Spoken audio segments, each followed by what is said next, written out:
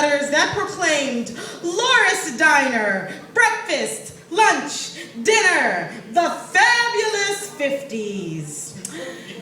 This sign is not the first time I have seen the English language used to proclaim how fucking awesome the 50s were. It's everywhere. I've seen it on almost every news segment on Fox, and in most of the dinner party fantasies of Paula Deen, and even my shitty ex-boyfriend who actually wanted a blowjob while I made meatloaf. I simply remain flummoxed by this notion that the 50s is some sort of profoundly awesome yesteryear us ungrateful ass Americans have let carelessly slip past as a result of our ingratitude. And for this reason, I would like to offer for your listening pleasure 5 events that clearly indicate a need to shout loudly, fuck the fucking 50s.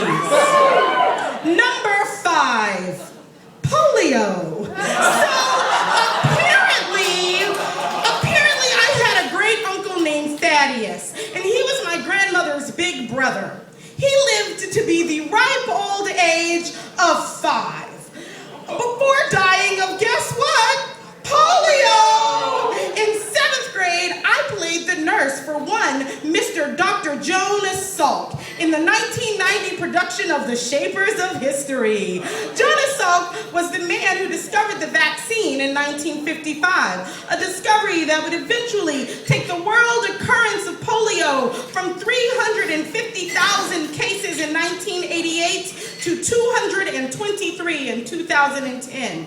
That's a lot of fucking polio, dude. And it still took 35 years to really kick polio's ass. And my grandmother never got a big brother. Why? Because the 50s fucking sucked.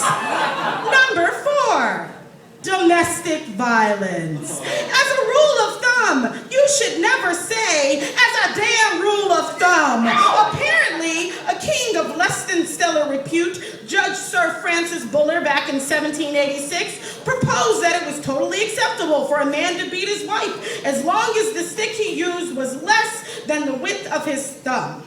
Now, after some research, it was found that there was no actual record of the judge issuing any such decree, no matter how mean and nasty many of his rulings were said to be. However,